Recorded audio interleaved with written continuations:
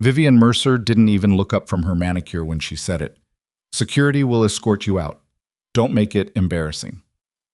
Nia Brooks stood in the middle of the conference room, the same room where she'd spent 3 years building reports that other people signed their names to, holding a cardboard box with a broken handle, wearing the same blazer she'd pressed carefully the night before, and listening to 30 coworkers pretend they were somewhere else. Nobody said a word. Vivian blew on her nail and smiled. And that smile, small, satisfied, the kind that knows it will never face consequences, was the last thing Nia saw before the glass door closed in her face. If someone humiliated you in front of everyone you worked with, stole everything you built, and laughed while doing it, what would you do? If you're new here, subscribe and stay until the end. I promise you, this story goes places you are not ready for. Hit that like button and drop your city and country in the comments. I want to see exactly how far this one travels. The box was heavier than it looked, not because of what was inside: a ceramic coffee mug she'd bought at an airport in Detroit, a small framed photo of her mother, a cardigan she kept for cold afternoons, and a half-used tube of hand lotion, but because of what it represented. 3 years of arriving early. 3 years of double-checking every number before anyone else touched them. 3 years of sitting in meetings and watching her analysis get repackaged by someone else and presented to clients who never once asked who actually ran those models. 3 years. And it had come down to a cardboard box and a broken handle. Nia walked slowly down the marble steps outside Blackridge Capitol. The building was one of those mid-century glass towers that made everything inside it feel important. Partners' names were etched in the lobby stone. The elevators had separate ones for executives. There was a water feature, an actual running waterfall in the atrium, that cost more to maintain annually than Nia's salary. She had always thought that was ridiculous. She had never said so out loud. Behind her, through the revolving doors, she could still hear laughter. Not at anything particular, just the kind of laughter that meant people were relieved. Relieved it wasn't them, relieved the uncomfortable thing had been removed, relieved they didn't have to think about it anymore. She didn't cry. She had spent the morning crying. In the bathroom stall on the 14th floor, sitting on the closed lid of the toilet with her blazer bunched against her mouth so no one would hear her, she had cried until there was nothing left. Then she had washed her face, reapplied what little makeup she was wearing, straightened her blazer, and walked back out. That was the version of herself she had trained so carefully, the one that didn't crack in public. Her phone buzzed. A text from a number she didn't recognize, which meant Damien was using a new one.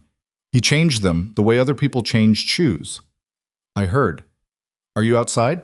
She typed back, standing on the steps. 3 dots appeared, then, don't move. She almost laughed at that. Where was she going to go? The thing about Nia Brooks was that she had never wanted anyone's help. That wasn't stubbornness, exactly. It was something closer to a decision she had made when she was 19 years old, sitting in a financial aid office at a state university in Ohio, listening to a counselor tell her that she should consider realistic options given her situation. Her situation, as the woman described it, was a single mother who worked double shifts at a laundry service, a scholarship that covered 60% of tuition, and a major in finance that the counselor clearly thought was overreach. Nia had smiled at that woman the same way she smiled at everyone who underestimated her, pleasantly, without argument. And then she went home and studied until 2 in the morning. She graduated in 3 years instead of 4. She passed her CFA exams on the first attempt. She was hired by a mid-sized firm in Chicago that went under 18 months later, and then a larger one in New York where she lasted 2 years before the managing director, a pale, broad-shouldered man named Gerald, who smelled like both scotch and ambition, told her in a performance review that she was technically competent but lacked the executive presence needed for advancement. She knew what executive presence meant when applied to her. She didn't argue that time either. She updated her resume that night. Blackridge Capitol had seemed different.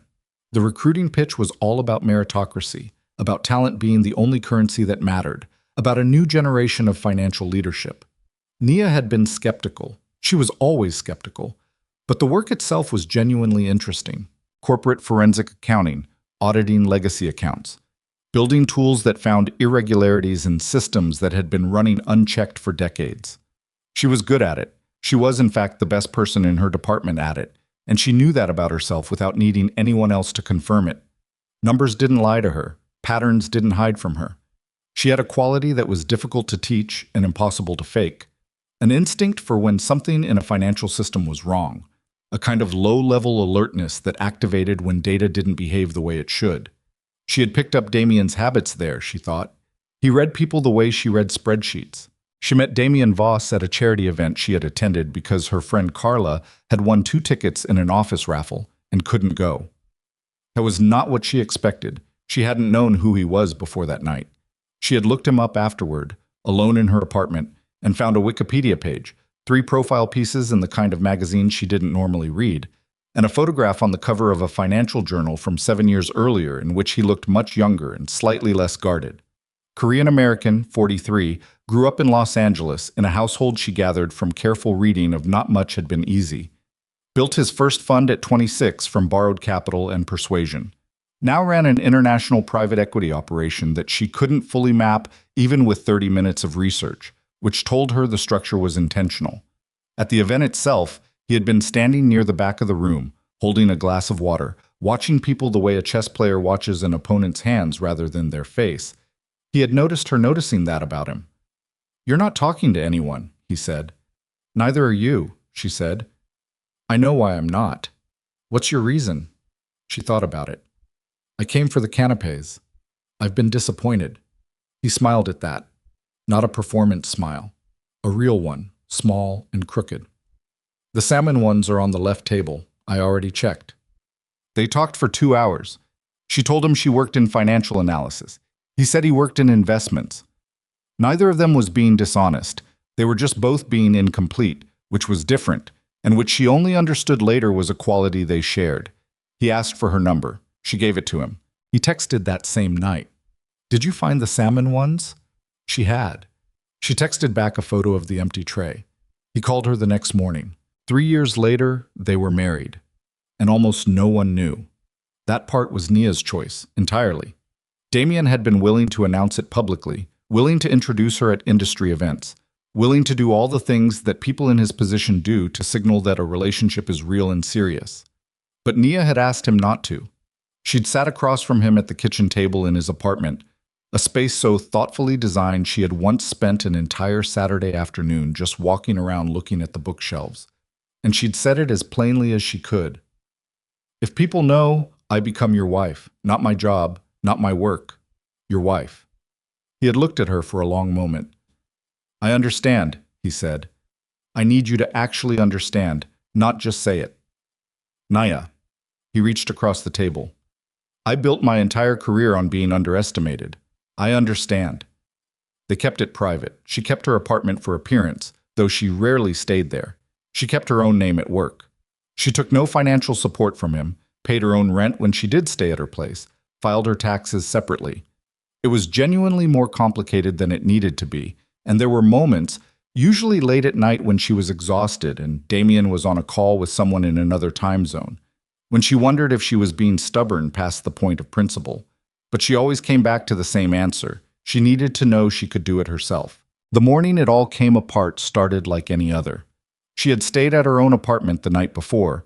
Damien had flown to Seoul for a meeting, and she preferred her own space when he traveled, and arrived at Blackridge Capital at 7:45, which was earlier than almost anyone except the cleaning staff. She made coffee in the small kitchen on the 14th floor, exchanged a nod with Marcus from IT, who always came in early and never seemed to talk to anyone, and sat down at her desk. The flags appeared in the audit she'd been running for 6 weeks. She almost missed them.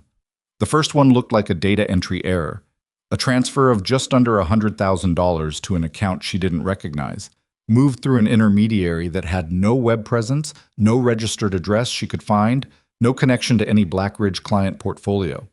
The kind of error that happened sometimes when systems were old and data hadn't been properly migrated. But she ran the trace anyway. And the trace led to another account. And that account led to 3 more. By noon, she had found $7 million. She sat very still at her desk for several minutes after that. She had headphones in with nothing playing because she'd learned that headphones made people less likely to interrupt her, and she needed to think without being interrupted. $7 million. Moved through entities that existed only on paper. Traceable, If you knew what you were looking at, back to 3 sets of internal credentials. 3 people who had access to the original accounts. 3 people whose names she recognized. Vivian Mercer, Ethan Carlisle, Graham Holt, senior executives, partners, people who had been at this company longer than she had, who had clients who had been at this company longer than she had, whose names were on the masthead of the company newsletter. She printed nothing, she copied nothing to external storage. She documented everything in a secure file on her own drive, encrypted with a password she made up on the spot, and she went home that evening without saying a word to anyone. She needed to think about how to handle this. She did not think about it carefully enough. What she didn't know, what she had no way of knowing, was that Vivian Mercer had a contact in the IT department, not Marcus. Someone else, someone whose name she'd never learned, who had spent 2 years slowly building access to monitoring tools that weren't officially his to use, who had been paid very well to flag any unusual audit activity on the old accounts. By 4 o'clock that afternoon, Vivian knew someone had been in those files. By 6, she had run the access logs and identified Nia's credentials. And by the time Nia was making dinner in her apartment, the 3 of them were already building the frame. It took them 11 days. Nia found out later, much later, when investigators laid out the full timeline, that they had worked methodically and carefully, which made sense because they were, whatever else they were, genuinely smart people. They created a parallel set of financial records, mirroring the structure of the original scheme, but with Nia's credentials threaded through every transaction.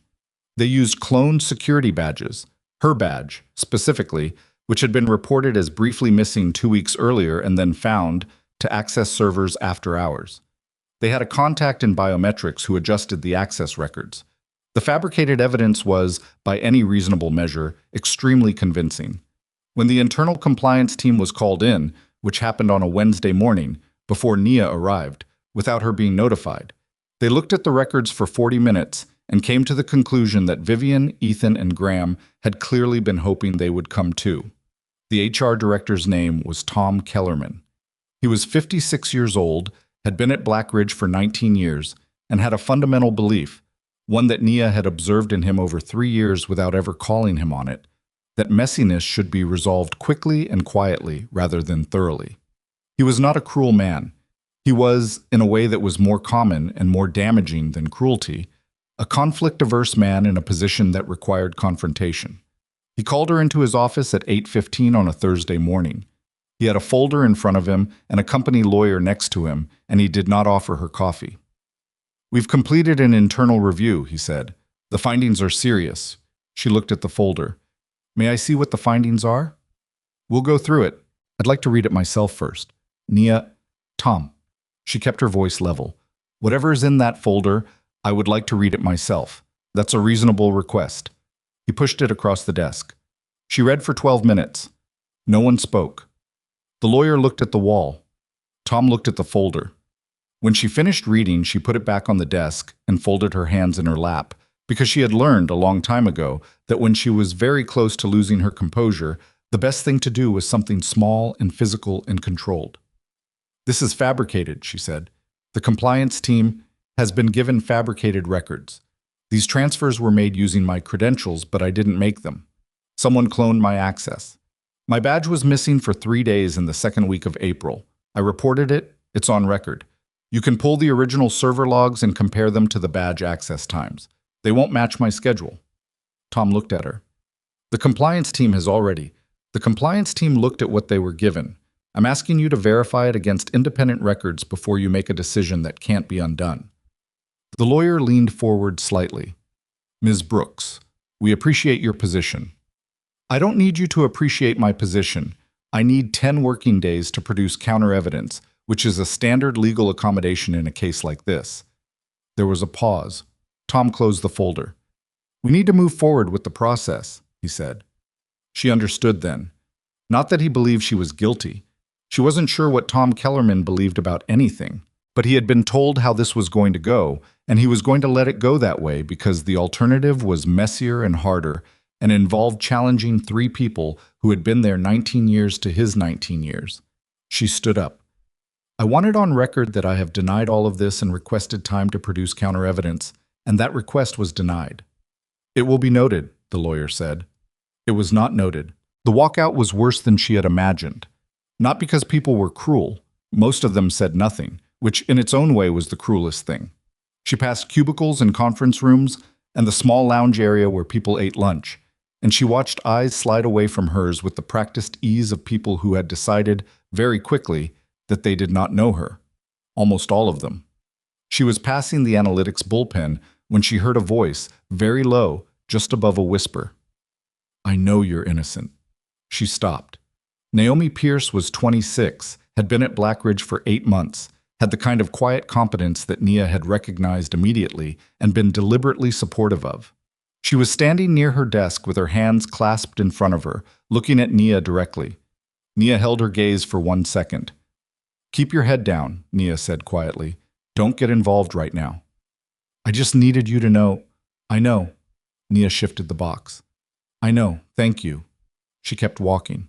She was sitting on the marble steps, box beside her, when she made the call. Not to a lawyer, not to her mother. She had called her mother twice from the bathroom during the worst of it, and both times had ended the call before it connected, because she couldn't hear her mother's voice right now without falling apart entirely. She called Damien. He picked up on the second ring despite it being 11 at night in Seoul. They destroyed my career, she said. There was a silence that lasted maybe 3 seconds. They destroyed theirs, he said. His voice was very calm. Not cold. She'd learned to hear the difference. Cold would have been flat, uninvested. This was the calm of someone who had already started calculating. I found something, she said, before they moved on me. 7 million, possibly more. 3 names. Say them. Vivian Mercer, Ethan Carlisle, Graham Holt. Another silence. Are you safe right now? I'm sitting on the steps outside the building. Go home. Don't talk to anyone from the company. Don't contact a personal lawyer yet. I'm going to make 2 calls and then I'm calling you back. Damien? Nia. I needed to do this myself. She heard him exhale. Not frustration. Something more careful than that. You did, he said. You found it. You documented it. They moved against you because of what you found, which means you were right and they knew it. What happens next? That's not you needing help. That's consequences. And consequences are something I'm good at. She didn't say anything for a moment. Below her, a cab honked. Someone walked past on the sidewalk talking loudly into a phone. They laughed, she said. When I walked out, I could hear them. I know. I want them to understand what they did. They will. She believed him. She had believed him very few times about very few things unconditionally, because unconditional belief was not something she extended to anyone easily. But she believed him. She picked up the box, adjusted her grip on the broken handle, and she walked down the rest of those steps. The cab ride home took 23 minutes, and Nia counted every one of them. She sat in the back seat with the cardboard box on her lap, and her hands pressed flat against the sides of it, and she watched the city move past the window the way you watch things when you're not really seeing them. A woman pushing a stroller, a food cart with a line of 6 people, 2 men in hard hats eating sandwiches on a concrete barrier. All of it ordinary. All of it completely indifferent to the fact that her life had just been taken apart with surgical precision by people who had smiled at her in hallways for 3 years. The driver asked her once if she was going to the right address. She said yes. He didn't ask again. When she got to her apartment, she put the box on the kitchen counter and stood in front of it for a moment. The ceramic mug, the photo of her mother, the cardigan, the hand lotion. She picked up the photo and held it, and then she set it face down because she couldn't look at her mother's face right now without the thing she was holding together inside her chest coming apart, and she needed it to stay together for a little longer. She poured a glass of water, drank half of it standing at the sink. Her phone rang. Damien. I'm home, she said before he could ask. Good. His voice was different now than it had been on the steps. Still controlled, but with something underneath it that she recognized as the particular frequency of his focus when he had already begun moving pieces. I need you to do something before we talk through the rest of this. What? Write down everything you remember about the files, every account number you saw, every entity name, every date on the transactions. Don't access your work email. They've probably already locked it, and even if they haven't, I don't want you touching anything they can later claim you tampered with. Just write down what you remember, in as much detail as you can. I have a photographic memory, Damien. Not literally, but close. I know. That's why I'm asking. She pulled out a legal pad from a kitchen drawer. She still bought legal pads, had always found something clarifying about writing by hand, and sat at her kitchen table. Talk while I write, she said. The 2 calls I made, he said. One was to a forensic investigator I've worked with before. Name is Raymond Choi. He operates out of a private firm in New York. He's former SEC, and before that was DOJ white collar. He's good, Nia. He's the best I know at reconstructing financial trails. He's available, and he's already on a confidentiality agreement with my office. She wrote, account prefixes, routing sequences, the name of the shell entity that had shown up twice, Ethan Meridian LLC. The offshore jurisdiction she'd identified as the Cayman-linked structure, dates. Second call? That's more complicated, Damien said. I want to talk to you about it before I move on it. She looked up from the pad. Tell me. I looked at Blackridge's recent capital position while I was on the plane. I had access to their public filings and some less public information. They're exposed, more than people know. 3 of their major institutional clients are in quiet review periods. 2 of their senior partners' personal assets are tied to funds that have underperformed 2 years running, and their credit rating is 1 downgrade away from triggering covenant violations on their primary debt facility. She stopped writing. You're saying the company is fragile, she said. I'm saying the company is a structure that looks solid from the outside and has significant load-bearing problems on the inside, which means that the right kind of pressure, applied at the right point, Damien, doesn't require force. It just requires patience. She set the pen down. What exactly are you thinking about doing? The pause was brief. I'm thinking about the most logical next step for someone in my position, which is that I've identified a financially distressed asset in my sector, and I'm considering whether it represents an acquisition opportunity. She stared at the legal pad. $7 million. 3 names. 3 people who are currently, she was nearly certain, sitting in one of those glass-walled conference rooms congratulating themselves. You want to buy the company, she said.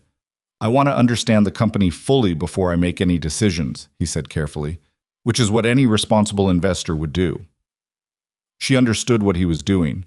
I was giving her a version of this that she could say she'd heard, a version that was technically a business conversation, not a plan, because he knew her well enough to know she needed to be able to tell herself this was something she had some control over. If you do this, she said, I need to be part of what happens. You will be. I need to be the one who presents what I found. When the time comes, I need to be in the room. Nia, that is not negotiable. Another pause. Longer. Okay, he said. She picked up the pen and kept writing. Vivian Mercer got home at 7:15 that evening, poured herself exactly 2 fingers of a very expensive rye whiskey, and stood at the window of her corner apartment on the 34th floor, looking at the city below with the particular satisfaction of someone who has handled a problem cleanly. Her phone showed 4 missed calls from Ethan and 2 from Graham. She would call them back when she was ready, and not before. That was the dynamic between the 3 of them, had always been, and the fact that they kept calling when she hadn't returned the first one was mildly irritating. She had known they would do it. The moment the operation got larger than a side arrangement, the moment the numbers became significant enough that other people started looking, she had known that eventually something would trip a wire. She had also known, from the beginning, that the important thing in that eventuality was not to panic, but to move fast. Nia Brooks had been a wire tripper waiting to happen. Vivian had clocked it 18 months in. The way the woman looked at data, the way she asked questions that seemed simple but weren't, the way she sometimes paused at her desk for long stretches of time, in a way that suggested she'd found something and was deciding what to do about it. She had flagged this to her IT contact nearly a year ago, just in case. Just in case had, as it turned out, been very prudent. She took a sip of the rye and called Ethan. He picked up immediately. About time. I was having a drink. Is there something urgent? I want to make sure we're covered, Ethan said. His voice had a particular quality it got when he was scared, a kind of over-controlled precision that was more revealing than a waiver would have been. All the access logs, the badge records, the server timestamps are handled. Marcus in IT is not a variable we need to worry about. Marcus doesn't know what he looked at. The person who adjusted the records is not connected to any of us on paper. And the actual records? The originals? Vivian set her glass down. Ethan, I need you to listen to me carefully. The originals have been overwritten at the source level. What exists now is the corrected version, which is the only version. If anyone pulls an audit trail, they will find a trail that points to Nia Brooks. That trail is complete. It has been verified by the compliance team already. A silence on the line. Then, she said she could produce counter-evidence. She cannot produce counter-evidence because there is no counter-evidence. She found accounts that she wasn't supposed to find, and she had 3 days to do something about it, and she didn't move fast enough. That's on her. What if she talks to someone outside the company? About what? She's been fired for embezzlement. Any financial professional she approaches is going to hear that and calculate the reputational risk of getting involved. She has no position, no institutional backing, and whatever she documented before we moved on, it is on a drive that is now company property and has been wiped. Another silence. Graham thinks we should— What Graham thinks, Vivian said, with a flatness that closed the subject, is something Graham can tell me himself. She ended the call and refilled her glass. She was not a person who worried unnecessarily. Worry was imprecise and expensive. What she did instead was run scenarios, assess probabilities, identify variables. And right now, the scenarios were manageable, the probabilities were acceptable, and the only meaningful variable was Nia Brooks herself, who was currently unemployed, discredited, and carrying a cardboard box with a broken handle down a set of marble steps. The thought made her smile again. Same small, satisfied smile. She did not ask herself that evening whether Nia Brooks had anyone in her corner. That was the only variable she should have assessed. Raymond Choi arrived at Damien's New York office the following morning at 9. He was 51, compact, with close-cropped gray hair at his temples, and the unhurried manner of someone who had spent decades watching people try to hide things and had gotten very comfortable with the fact that almost no one did it as well as they thought. He sat across from Nia at a conference table in a room with no windows and listened to her talk for an hour and 40 minutes. He asked questions in the way that good investigators ask questions. Not in sequence, not building toward anything obvious, but circling back, doubling under, coming at the same point from 3 different angles to see if the answer changed. It didn't. She knew what she'd seen. When she finished, he looked at his notes for a moment. Then he looked at her. You said the entity name was Aethon Meridian LLC. Yes. Registered where? I couldn't determine. The documentation I saw suggested a Cayman structure, but the underlying entity, the beneficial ownership, was obscured. Multiple layers. He nodded slowly. And the transfer dates. You said the pattern was monthly, mid-month, irregular amounts each time. Always under a reporting threshold, never exactly the same amount twice. Someone who knew what triggers automatic review. He tapped his pen against the legal pad. Not a nervous gesture, a thinking one. How confident are you in the account prefixes you gave me? Very. He looked at her for a second longer than felt casual. I'm going to tell you something, and I want you to hear it as information, not as alarm, okay? She nodded. I've seen that routing structure before. Not Aethon specifically. The pattern, the layering, the mid-month timing, the sub-threshold amounts, the Cayman-adjacent registration. He paused. It's consistent with structures I encountered during a case I worked 4 years ago. Federal case. Cross-border financial fraud with secondary connections to, let's call it, international organized activity. The room was quiet. Are you saying this is bigger than 3 executives skimming from corporate accounts? Damien asked. He was sitting at the far end of the table, having said almost nothing for the entire meeting. I'm saying the structure they use to move money is consistent with structures that have been used for larger operations, Raymond said. Whether they knew that, whether they were connected to it, or just adopted a method that was available to them, that I can't tell you yet, but it means the investigation is going to go in directions that Blackridge Capital is not going to enjoy. Nia felt something shift in her chest. Not fear exactly. More like the sensation of the floor becoming slightly less solid. How long do you need? Damien asked. Give me 10 days, Raymond said. 14 if the offshore structure is as layered as she's describing. I need access to some databases that take time to query, and I want to pull the full corporate filing history on Aethon and any related entities before I talk to anyone else. You have it. Raymond gathered his notes. At the door, he paused and looked back at Nia. The memory detail you have on those account numbers, that's going to matter. Keep writing down everything you remember, even things that seem small. I already started. Keep going, he said. Don't stop. Graham Holt did not share Vivian's confidence. He had not shared it from the beginning, if he was being honest with himself, which he tried not to be very often, because honesty with himself led to an awareness of exactly how far over the line he had walked, and that awareness was not conducive to sleeping at night or eating properly or any of the other ordinary functions of a person trying to behave as though everything was fine. He was 48 years old, had been at Blackridge for 11 years, had a house in Westchester with a property tax bill that made him nauseous, and a daughter in a private school in Manhattan, and an ex-wife whose alimony arrangement had been negotiated by a lawyer significantly better than the one Graham had been able to afford. He had entered the arrangement with Vivian and Ethan because he had been offered a very significant amount of money at a moment when a very significant amount of money was exactly what he needed. And he had told himself the story that people in his position always told themselves, that it was temporary, that it was contained, that no one was going to get hurt. He was sitting in his office at 7 in the morning.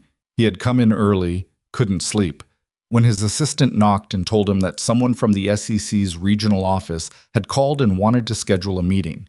He felt his vision go slightly white at the edges.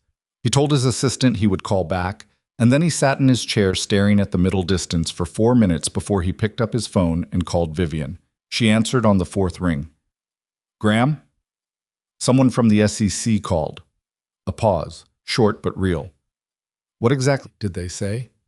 "They want to schedule a meeting. My assistant took the message. They said it was routine inquiry relating to corporate filings." Those were the words. Routine inquiry.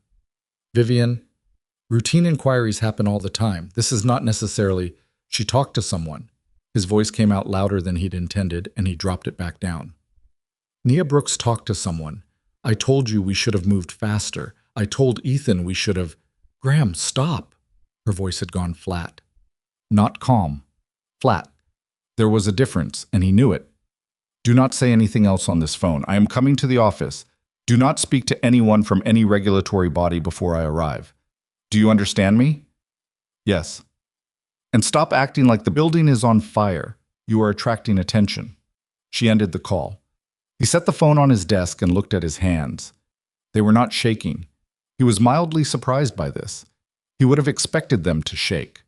His email chimed. He looked at the screen. It was a message from the company's general counsel, CCing HR director Tom Kellerman, with the subject line, Preliminary Inquiry, Confidential. He opened it. It referenced the same SEC inquiry. It noted that the company's standard protocol required any executives named in or potentially related to such an inquiry to refrain from discussing the matter with each other until legal counsel had been briefed. He read it twice. Refrain from discussing the matter with each other. He had just been on the phone with Vivian for 90 seconds. He closed the email. He looked at the door. He looked at the phone.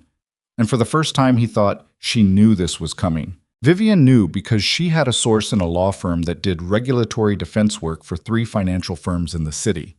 A loose relationship, carefully maintained over years, built on the kind of mutual understanding that never got written down. She had received a message the previous afternoon, oblique, plausibly innocent, the kind of language that meant nothing on its face, that suggested a filing had been flagged in connection with an account structure that matched the general description of what she and Ethan and Graham had built. She had not told Ethan. She had not told Graham. She had spent last evening making 2 phone calls of her own, one to an offshore legal firm she had retained for contingency purposes, and one to a man named Derek Pullman who had done technical work for her twice before, the kind of technical work that didn't appear on invoices. Derek Pullman had confirmed, for a fee she paid in a manner that also didn't appear on invoices, that the drive on which Nia's audit documentation had been stored had been fully wiped the day of the termination. What he hadn't been able to confirm, what he had actually said, very carefully, in a way that she had not allowed herself to fully hear in the moment, was that he couldn't account for anything Nia might have documented before the drive was accessed, anything she'd written down, anything she remembered. Vivian had decided not to think about that. She thought about it now, in the car on the way to the office, with a clarity that the previous evening's rye whiskey had kept at a comfortable distance. Nia Brooks had a memory that borders on eidetic. Vivian had observed this over 3 years. The woman recalled numbers from calls she'd sat in on a year prior, could reconstruct a data set from verbal description, never needed to refer back to source documents in a presentation because she simply retained them. If she had read those files thoroughly, and she must have, she'd spent hours in them. She retained the information independent of any device, which meant the drive being wiped meant nothing, which meant the only evidence that could not be touched was inside Nia Brooks' head.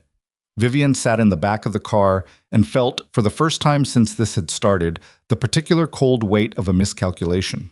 Ethan Carlisle found out about the SEC inquiry at 10:15 when his own assistant forwarded him the general counsel's email, and his response, which he would never fully understand about himself later, was not to call Vivian or Graham, but to walk down 3 floors to an office in the research department belonging to a junior analyst named Marcus Tran, who had done the technical side of their IT work, and close the door and say very quietly, "Is there anything that connects you to us on record?"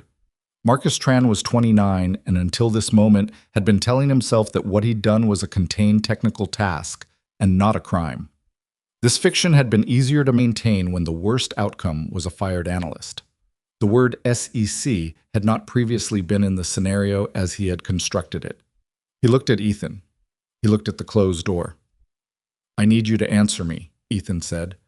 "The adjustments I made to the access logs, are they traceable to you?" Marcus's jaw tightened. "I went through 3 layers of proxied. Are they traceable to you?" "I don't know," Marcus said. And then, because he was frightened enough to be honest, "Probably not. But if someone forensic level looked at the original server architecture, there are artifacts, timing artifacts in the write sequence.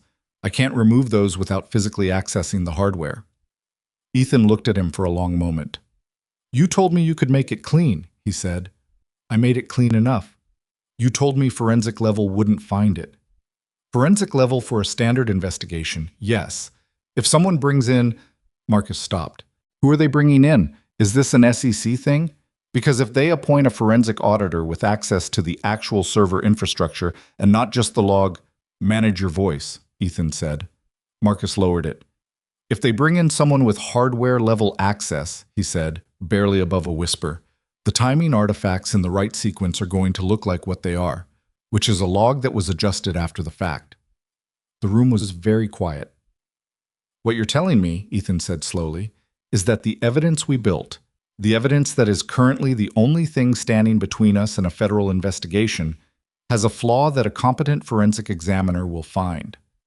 Marcus said nothing, because there was nothing to say. Ethan turned and put his hand on the door handle. "Don't go anywhere," he said. He didn't mean it geographically. He went back upstairs and sat at his desk and looked at his phone for 3 minutes. And then he did something that Vivian would much later identify as the single action that made everything afterward inevitable. He called a lawyer. Not the company lawyer, his own. And the moment he did that, the moment Ethan Carlisle separated his interests from Vivian Mercer's interests, the structure they had built together, which had depended entirely on the 3 of them remaining a unit, began to fracture at exactly the point where Marcus Tran's timing artifacts lived. It did not collapse immediately, but it had begun. Nia was on her 4th legal pad when Damien called that afternoon. She had been writing for 6 hours with breaks only for water, and once, a handful of crackers she ate standing at the counter without tasting them. Her hand hurt.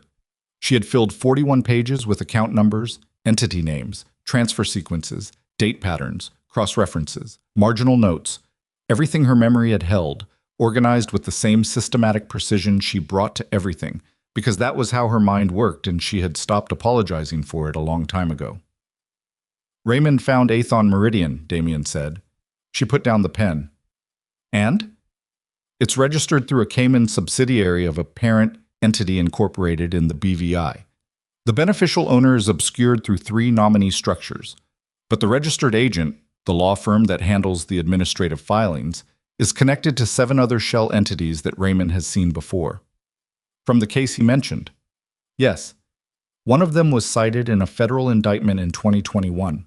The indictment was sealed, most of it, but Raymond has contacts. He's making calls." She was quiet for a moment. So Vivian and Ethan and Graham either built their scheme on top of an existing criminal infrastructure, or they're connected to it directly. One of those two things, Damien said. Raymond says the account structure is too specific to be coincidental. Either they built it knowing what they were building on, or someone who knew those structures built it for them. Which means their problem is much bigger than what I found. Their problem, Damien said, is now federal in a way that goes well beyond corporate fraud. She picked up the pen and turned to a fresh page. Then I need to keep writing, she said. There's something else, Damien said. Raymond flagged something from the timing of their move against you. The 11 days between when you accessed those files and when they fired you, that's a very fast construction of a fabricated evidence trail. That kind of speed requires resources and preparation that suggests they had a contingency plan already in place. They didn't build the frame for you specifically. They built a frame in advance and they fitted it to you. She stopped. They were ready, she said. They were afraid, Damien said. They had been afraid for a while, which means the scheme has been running long enough that they were already preparing for the possibility of discovery. She thought about what that meant. 3 senior executives at a major financial firm, constructing a contingency frame, maintaining IT contacts inside the company, having offshore legal counsel on retainer, all of that before she had ever found the first account. All of that running in the background of 3 years of meetings and hallways and coffee kitchens.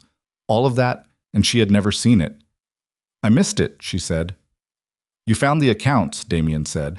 I missed that they were already watching. There was a pause on the line. She heard him exhale. Nia, he said. They were watching everyone. You were the one who got close enough to matter. She turned another page on the legal pad. She started writing again. She wrote until her hand stopped shaking.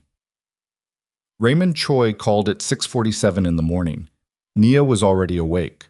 She had been awake since 4, sitting at the kitchen table with the legal pad stacked in front of her, and a cup of coffee that had gone cold an hour earlier, running the same sequences through her head the way she always did when something wasn't sitting right. Not anxiously, but with the methodical patience of someone who has learned that the thing bothering her usually has a reason, and the reason usually reveals itself if she stays still long enough. She picked up on the first ring. I need you to come in, Raymond said. No greeting. That alone told her something. Now? Yes. What did you find? A pause, short, but the kind that carries weight. I'd rather show you in person. Can you be here in 40 minutes? She was there in 32. Raymond's office was on the 11th floor of a building in Midtown that also housed a dental practice and 3 insurance agencies, which she suspected was deliberate, the kind of address that didn't invite scrutiny. The reception area had 2 chairs and a plant that looked like it was being kept alive through sheer administrative obligation. His assistant, a young man who said nothing beyond, "He's expecting you," led her through a narrow hallway to a conference room that smelled like printer ink and old coffee. Raymond was already there. He had a laptop open and 3 printed documents spread across the table and the look of a man who had slept perhaps 3 hours and had not found those hours restful. He waited until she sat. I found the beneficial owner of Ethon Meridian, he said. Okay. It took 4 layers to get there. BVI holding to a Cayman intermediary to a Luxembourg-registered trust to the actual individual. He turned one of the printed documents to face her. The trust is administered on behalf of a man named Victor Solin, South Korean national, dual citizenship, current residence listed as Singapore, but he operates, based on everything I can pull, primarily out of Hong Kong and occasionally Seoul. She looked at the name. It meant nothing to her. Who is he? Raymond sat down across from her. He folded his hands on the table in the way of someone who has decided to say a hard thing plainly.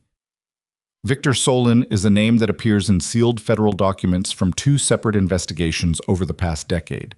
I can't tell you the details of those investigations because I don't have full access to the sealed portions. What I can tell you is that my contacts, the people I worked with at DOJ, when I ran the name by them yesterday evening, the response I got was not, "We don't know him."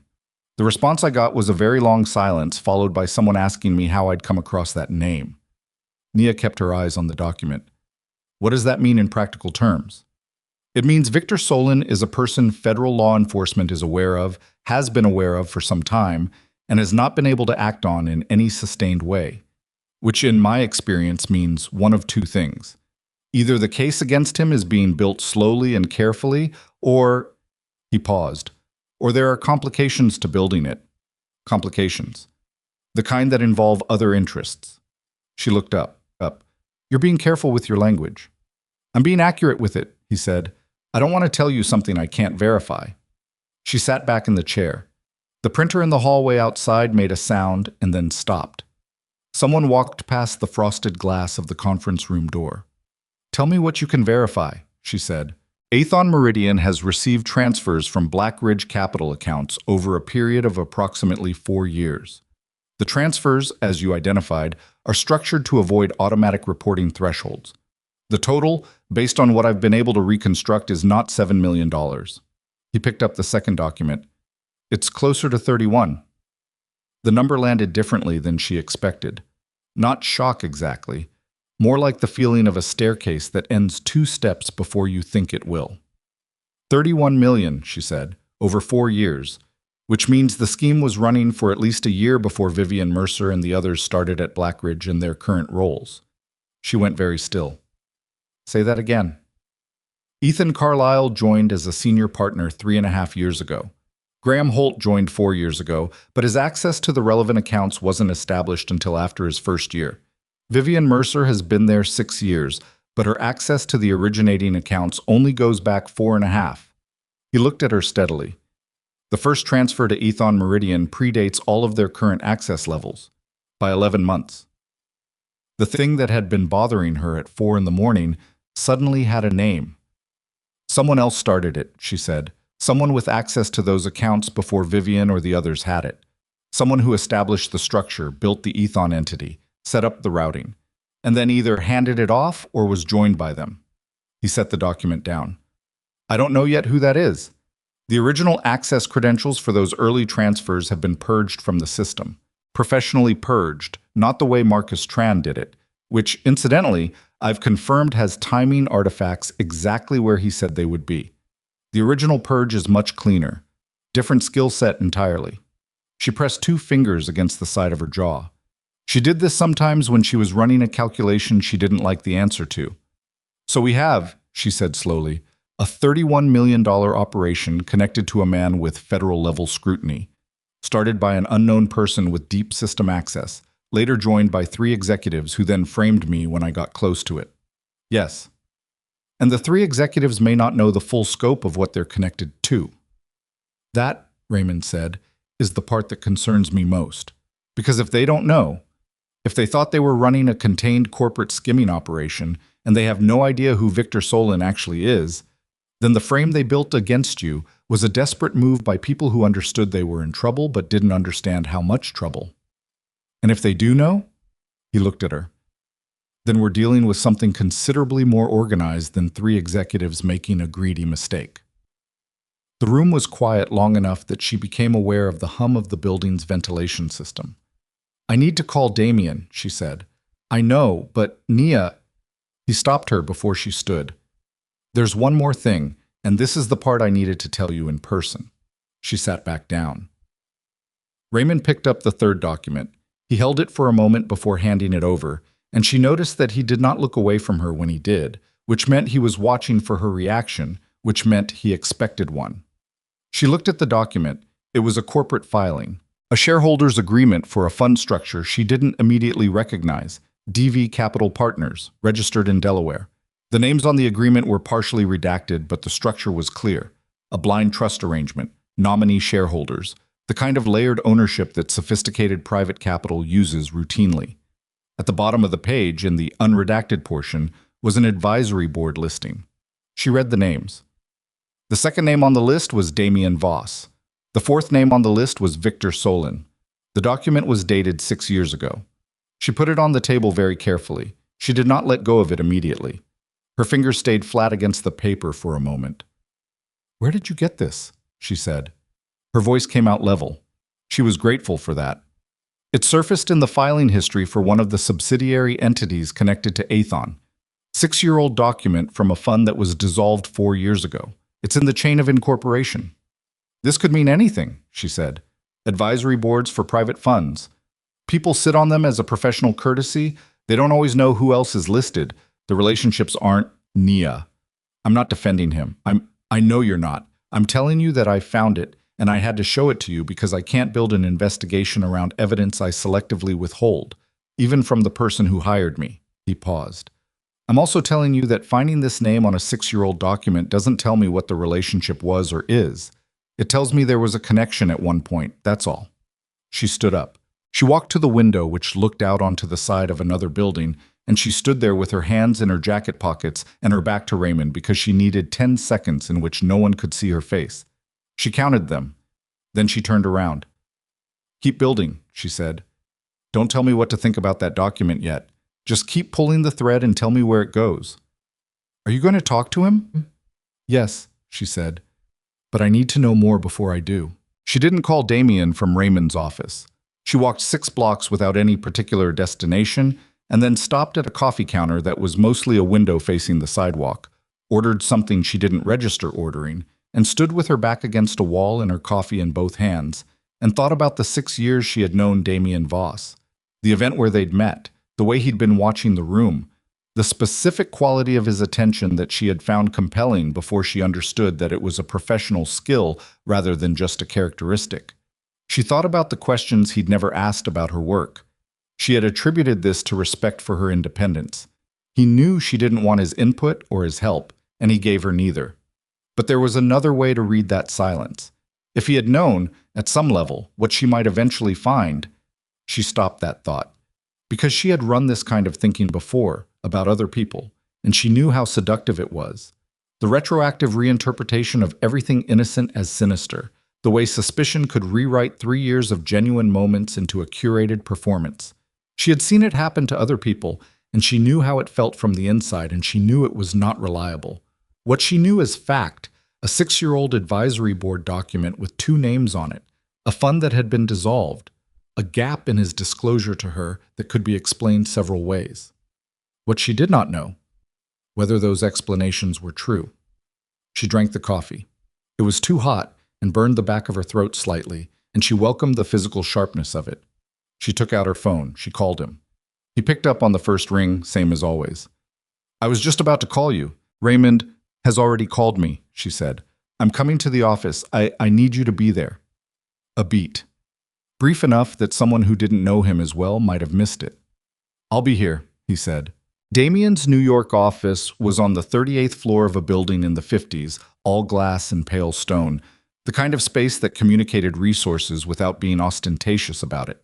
Nia had been here many times. She knew the woman at the reception desk by name, knew which elevator bank to take, knew that the conference room on the left had a window that faced south, and the one on the right faced east, and Damien always chose east because he said west-facing rooms in the afternoon made people tired. He was standing when she came in, not at his desk, standing near the window, facing the room, which meant he had been waiting for her and had positioned himself deliberately. He was in a dark shirt with his sleeves rolled up and his jacket over the back of his chair, and his expression was the one she thought of privately as his operational face, controlled, attentive, prepared. She put the photocopy of the document on his desk between them. She watched him look at it. He didn't reach for it. He looked at it for maybe 4 seconds. Then he looked at her. How much do you know? He said. 3 words that confirmed everything she had been hoping wasn't true. Not, what is this? Or, where did you get this? How much do you know? The question of a man calculating what disclosure is necessary. She felt something in her go very cold. Not angry, cold. Tell me about Victor Solon, she said. He was quiet for a moment. She watched him make a decision, could actually see it, or thought she could, in the slight shift of his posture. Sit down, he said. I don't want to sit down. He nodded. He sat down himself, which was a concession of some kind. DV Capital Partners was a fund I structured 6 years ago. It was dissolved 4 years ago. The advisory board was a formality, names attached to provide institutional credibility to overseas investors. I did not know, when I included Victor Solon on that board, the full scope of who he was. You didn't know. I knew he was a sophisticated international investor with connections in Southeast Asia. I did not know the extent of his other activities. When I became aware of them, which happened approximately 3.5 years ago, I dissolved the fund. She looked at him. 3.5 years ago. Yes. That's when I started at Blackridge. Yes. She put her hands flat on the desk. Damien, I need you to listen to what I'm about to ask you, and I need you to understand that I am not asking it casually. Did you know that Solon had connections to Blackridge Capital's accounts when you sent me to work there? The silence lasted 5 full seconds. I did not send you to work there, he said. You applied independently. That's not what I asked. His jaw moved slightly. I did not know that Solon had connections to Blackridge specifically. I knew, when I dissolved the fund, that some of the capital that had passed through it may have had origins I couldn't fully verify. I engaged my own investigators at that point and spent a year tracing what I could. The trail went cold at a Cayman structure that I could not penetrate. I closed the chapter. And you never told me any of this. You had told me you didn't want involvement in my professional matters. You were explicit about it. I wasn't your accountant, Damien. I was your wife. The word landed in the room differently than she intended, or perhaps exactly as she intended without letting herself know it. His expression shifted, something behind the operational face. I know, he said. Did it occur to you, at any point in 3 years, that I was working inside a company that might be connected to something you were already aware of? The connection wasn't clear to me. I had a dissolved fund, a cold trail, and a Cayman entity I couldn't identify. When you started at Blackridge, it was a separate situation. You had no reason to tell your wife that you'd had professional contact with someone connected to international financial crime. He stood up. Not aggressively, but he stood. I made a decision that protected you from information that could have complicated your career. That was a mistake. I understand that now. It was a betrayal, she said. Her voice was still cold. She didn't raise it. You decided what I needed to know. You edited yourself. For 3 years. Yes. She picked the document up off his desk. She held it. Raymond found this because the Ethon entity that your previous associates built their scheme through traces back to Solon's network, which means the money that Vivian and Ethan and Graham moved may have passed through structures that are connected, through however many layers, to something you were once adjacent to. He said nothing. Which means, she continued, that when this investigation opens up fully, and it will, Raymond is already talking to DOJ contacts, your name is going to appear on a dissolved fund document connected to an entity connected to a federal investigation. And you are currently in the process of acquiring the company at the center of that investigation. She watched him understand the shape of it. I can manage the disclosure, he started. You cannot manage this, she said, and her voice finally had heat in it, not rage. Something more precise than rage. You cannot manage a federal investigation, Damien. You cannot structure your way around DOJ taking an interest in why you are buying a company that has active connections to a criminal network you were once adjacent to. The moment that document surfaces in their investigation, and it will surface, your acquisition looks like consolidation. Your strategic patience looks like coordination. She set the document back on his desk. You were trying to help me, she said. I know that. But what you've done, by moving on Blackridge without telling me about Solon, without telling me about any of this, is put both of us inside the blast radius. He looked at her for a long moment. His hands were at his sides. She could see the tendons in his forearms from where she stood. What do you need me to do? He said. I need you to get your own lawyer, not a corporate attorney, a criminal defense attorney. Something moved through his eyes. He had not expected her to say that. I haven't done anything criminal, he said. I know that, she said. But you need to be protected by someone who can demonstrate that clearly before the DOJ comes to their own conclusions. Because if they get to you without counsel in place, the story writes itself. He was quiet. And I need you to stop the acquisition, she said. Nia, stop it, pause it. Whatever legal mechanism you have to do it, use it. Because right now, the single thing that makes you look most like an inside player is that you are in the process of buying the company that is at the center of this. Stop that, and your posture changes entirely. You become an investor who pulled out when irregularities were identified. That is a very different story than the one they will tell if the deal closes. He looked at the window.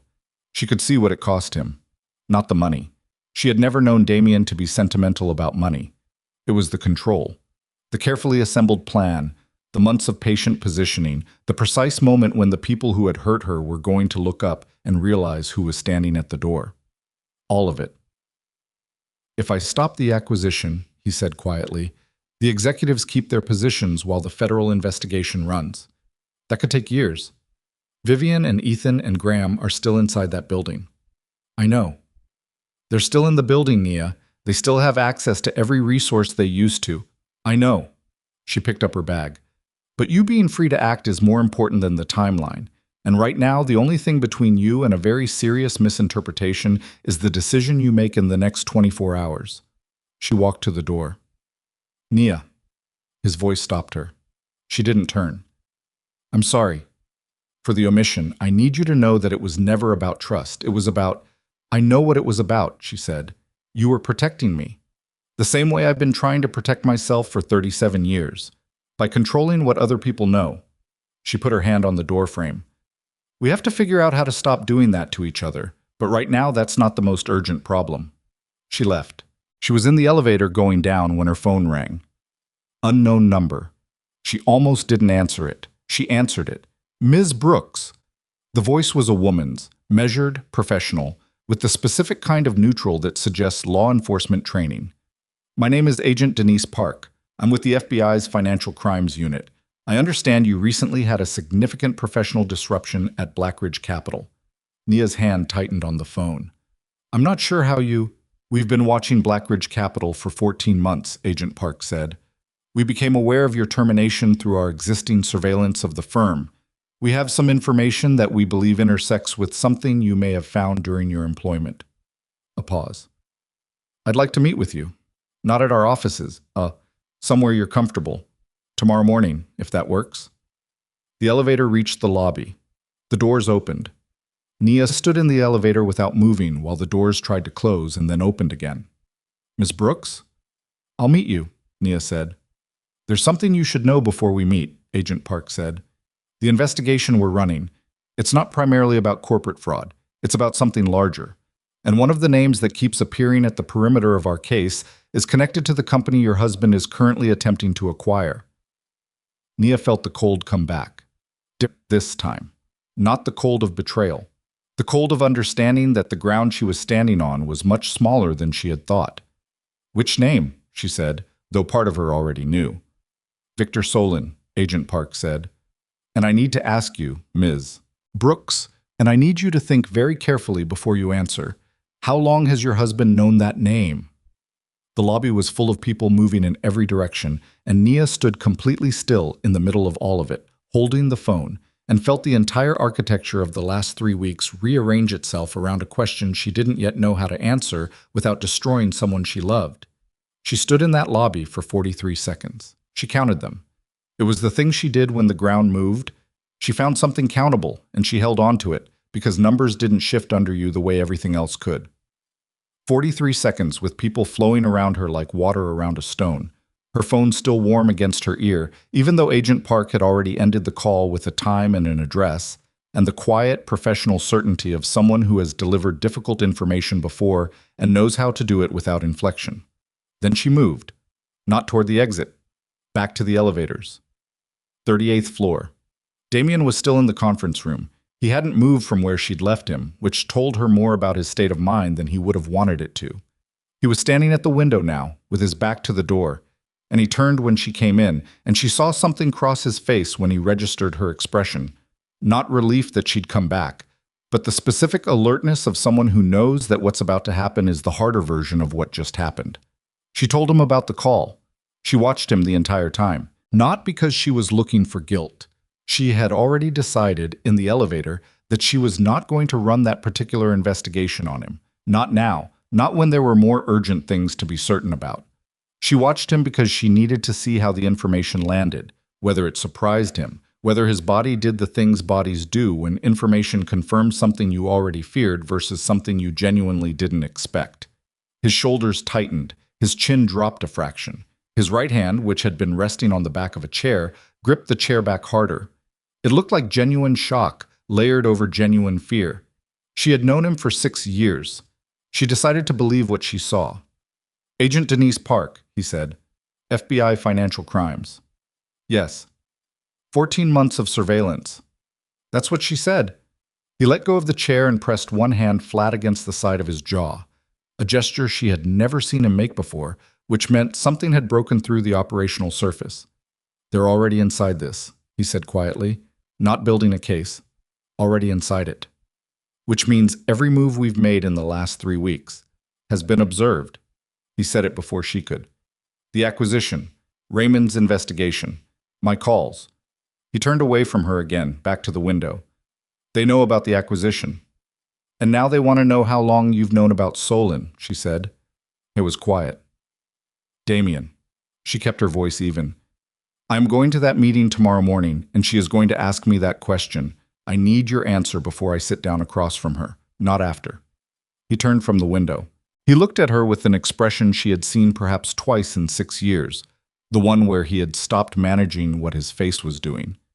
3.5 years ago, he said, when I dissolved the fund. That was the first time I connected Solon to activity that concerned me.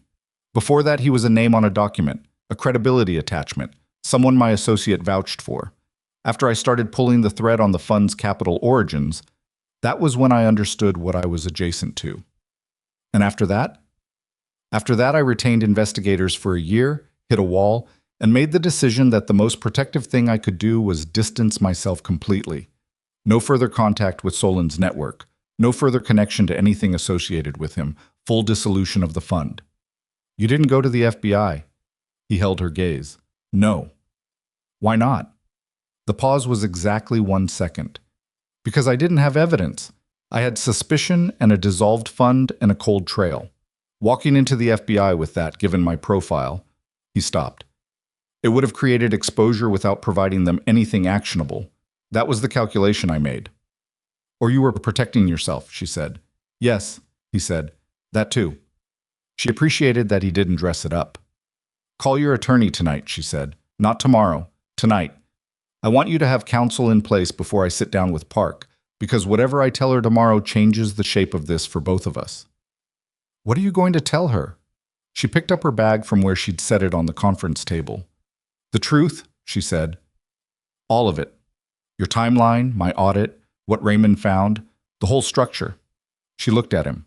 The only way through this is if the FBI's investigation and our evidence point in the same direction.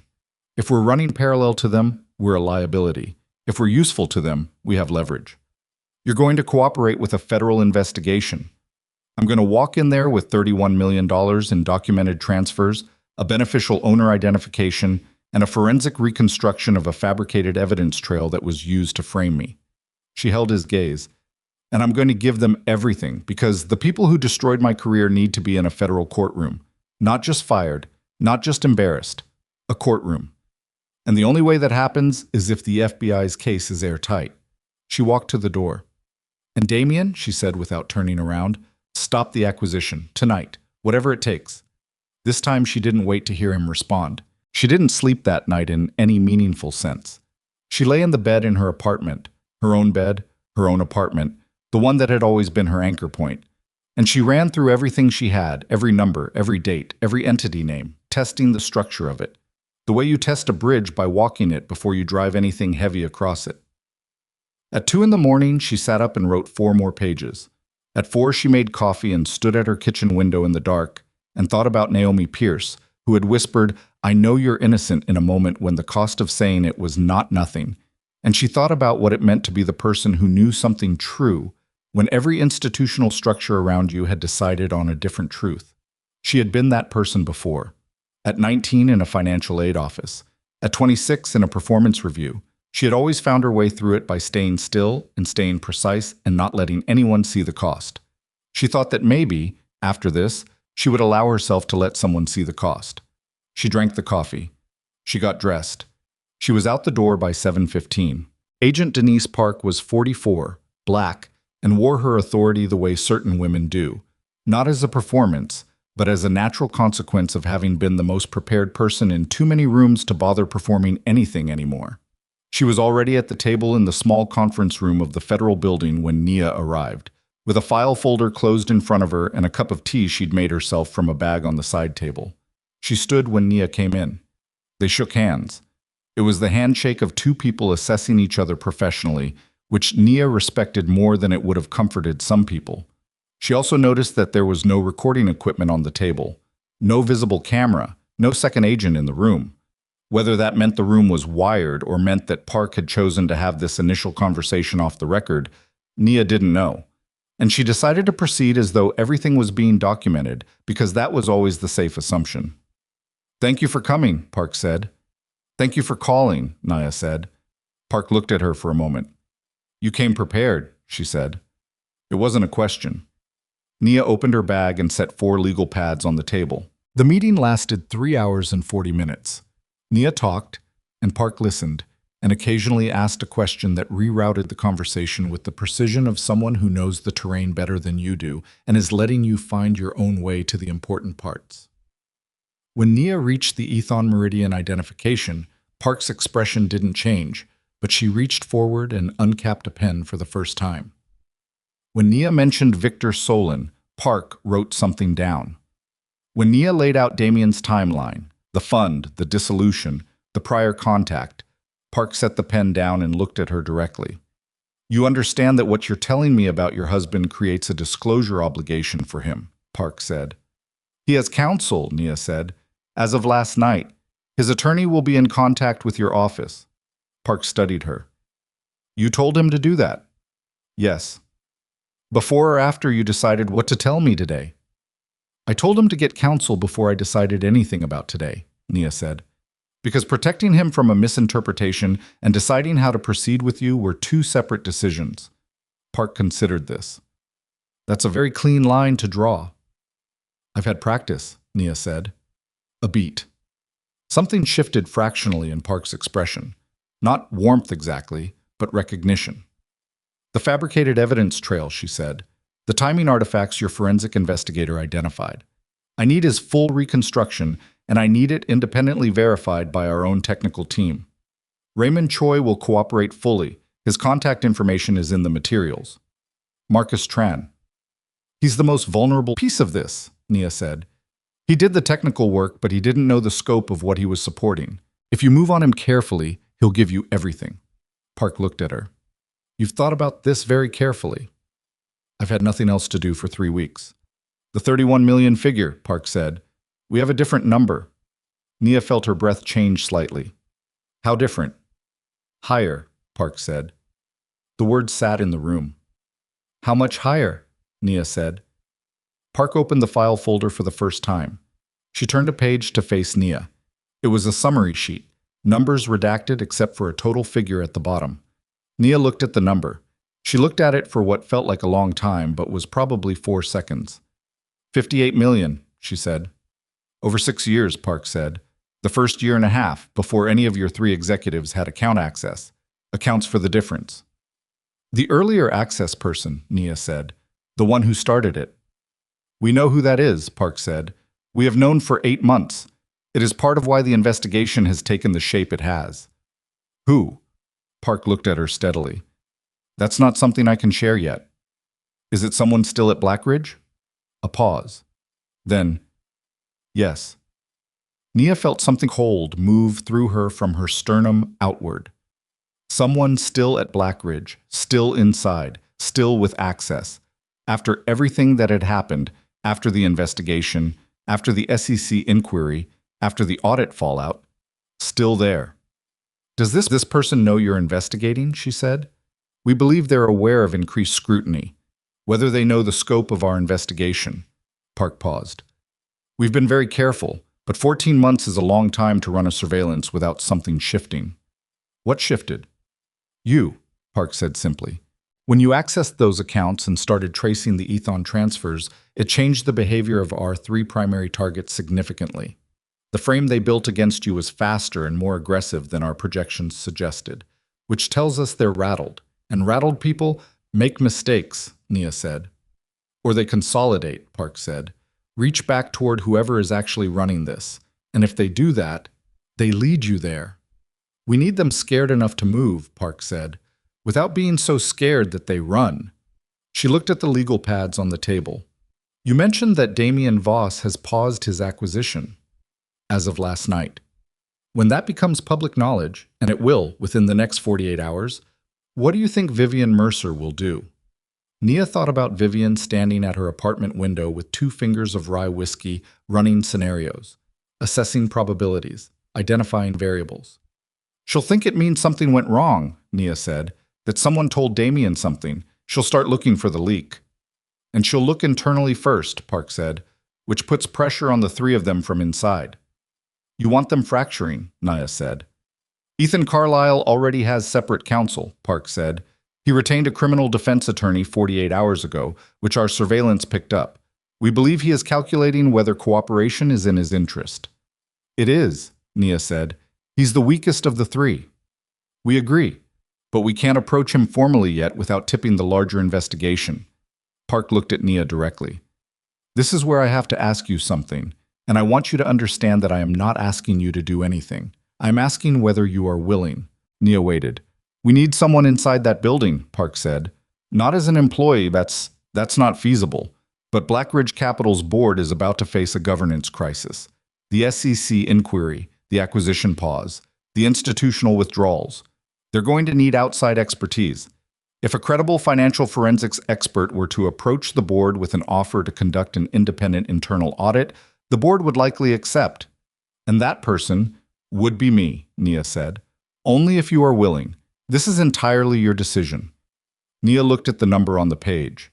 $58 million. 6 years. One person still inside. The frame that had been built for her. The box with the broken handle. The 30 coworkers whose eyes had slid away. Vivian's smile. There are conditions, Nia said. Tell me. I have my own forensic investigator running parallel. Raymond Choi reports to me, not to your office. Any evidence we develop jointly is shared simultaneously.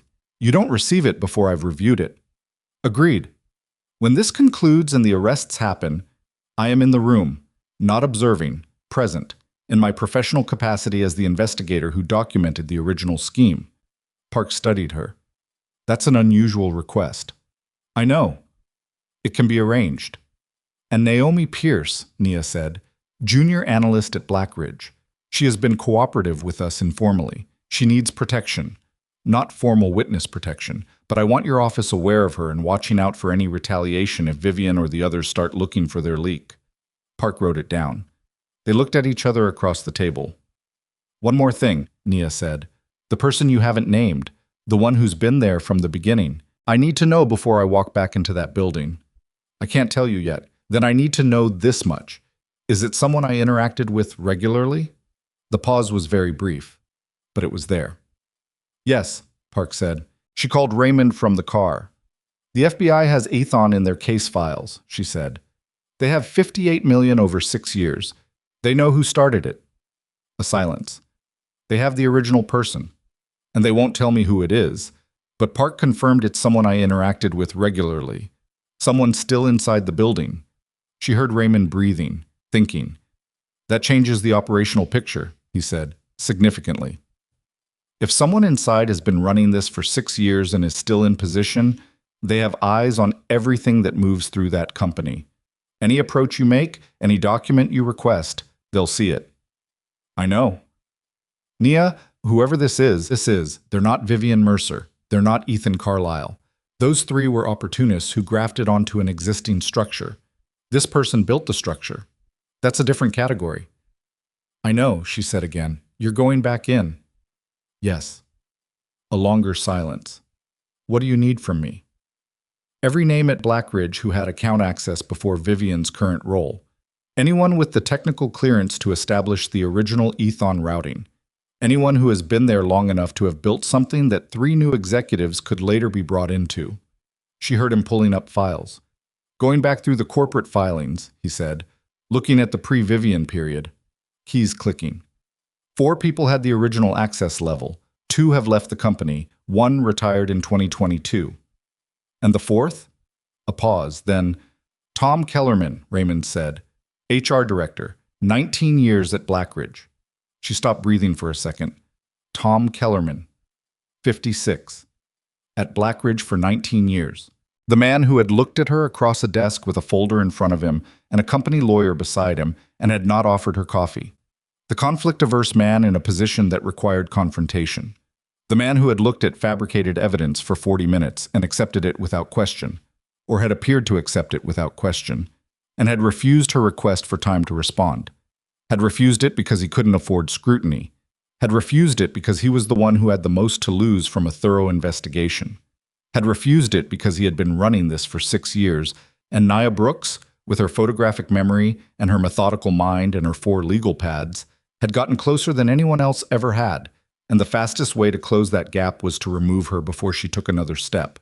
She had walked past Tom Kellerman's office every day for 3 years, had said good morning to him in the elevator, had sat across from him in that meeting and looked him in the eye and told him the evidence was fabricated, and he had said it would be noted, and he had looked back at her with the mild, apologetic expression of a man who didn't enjoy conflict.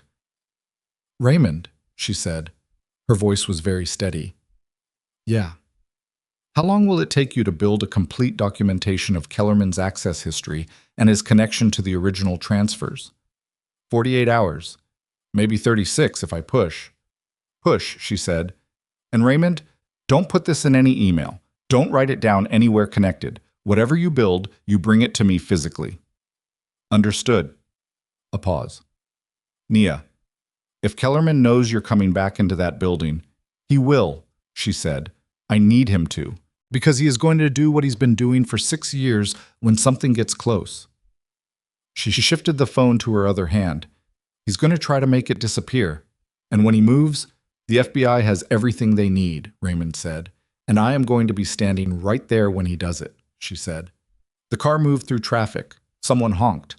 The city went about its ordinary business around her, entirely indifferent to the fact that she was in the process of making the most dangerous decision she had ever made, which was to walk back through a door that had been closed on her with full knowledge of who was standing on the other side. She thought about her mother, about 19 in a financial aid office and a counselor who had told her to be realistic about her options. She thought about the marble steps and the cardboard box and the sound of laughter behind a glass door. She thought about Tom Kellerman saying it will be noted in the voice of a man who had decided 19 years ago that he was willing to do whatever it took to... She finished the thought herself, alone in the back of that car. A man who had decided 19 years ago that he was willing to do whatever it took to stay comfortable. That was all Tom Kellerman was, in the end. Not a mastermind, not a villain with ideology or vision, just a man who had found a door left unlocked, walked through it once, and then spent 19 years making sure it stayed locked for everyone else. She understood that kind of person completely. She had spent her entire career navigating rooms full of them. Understanding him was not the same as forgiving him. She was clear on that distinction. She called Raymond one more time and told him to move up his timeline. Then she went home, ate something she didn't taste, and slept for 5 hours without dreaming. It was the best sleep she'd had in 3 weeks, which told her something about herself that she filed away for later examination. The board of Blackridge Capital received the independent audit proposal on a Tuesday morning. It came through a firm letterhead, a forensic accounting consultancy that Raymond had professional relationships with and that agreed to front the engagement formally, with Nia listed as the lead investigator. The cover letter was 3 paragraphs, precise and dry, citing the ongoing SEC inquiry, the institutional withdrawal activity, and the reputational exposure the board faced without an independent accounting of their internal controls. The board's response came back in 4 hours. They said yes. They said yes because they were terrified, and because the acquisition pause had rattled them, and because 3 of their most visible executives were under a cloud they didn't fully understand, and because an independent audit was the kind of thing that looked, from the outside, like responsible governance. It was the kind of yes that people say when they have no idea what they're actually agreeing to. Tom Kellerman sent a separate email to the board's general counsel within an hour of the proposal being accepted. Agent Park's team had that email before Kellerman's assistant had closed the sent folder. Park called Nia that evening. He's recommending conditions, scope limitations on which accounts the audit team can access. Specifically which accounts, Nia said. Park read them. They were the legacy accounts, the ones where the original transfers had originated 6 years ago, the ones that predated Vivian and Ethan and Graham, the ones that would show clearly and without ambiguity that the scheme had started on Tom Kellerman's watch and under credentials he controlled. "He's trying to fence us out of the original architecture," Nia said. "Yes. The board doesn't know why he's recommending it. They think it's about minimizing disruption." "Let them accept his conditions," Nia said. A pause. "That limits your access to—" "I know what it limits," Nia said. "Let him think it worked. Let him believe he's contained this, and then watch what he does next."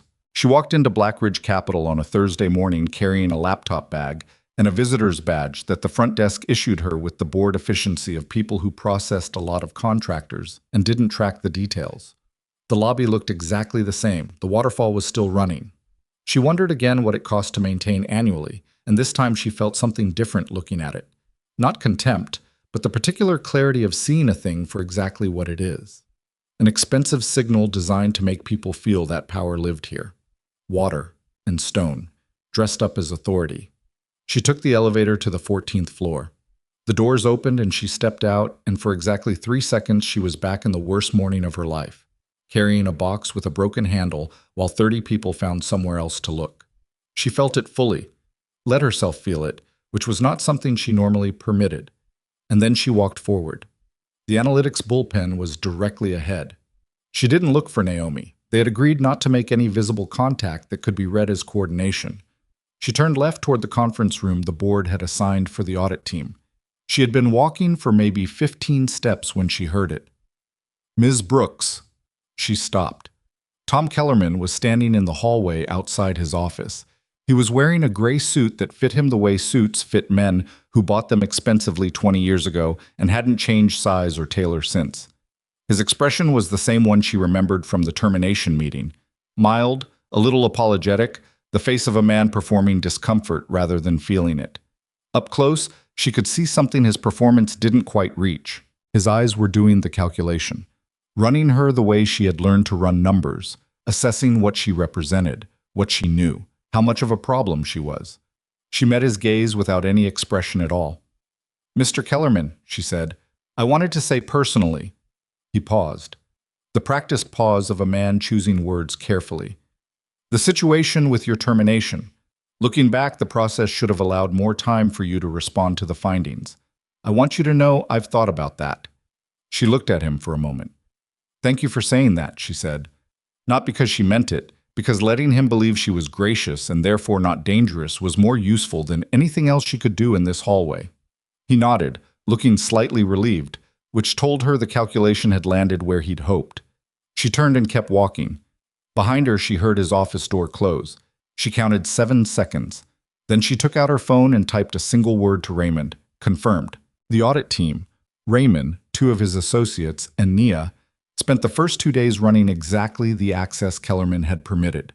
They documented everything methodically and found, within those permitted boundaries, enough to confirm what they already knew about Vivian, Ethan, and Graham's involvement. Clean, airtight, independently verifiable.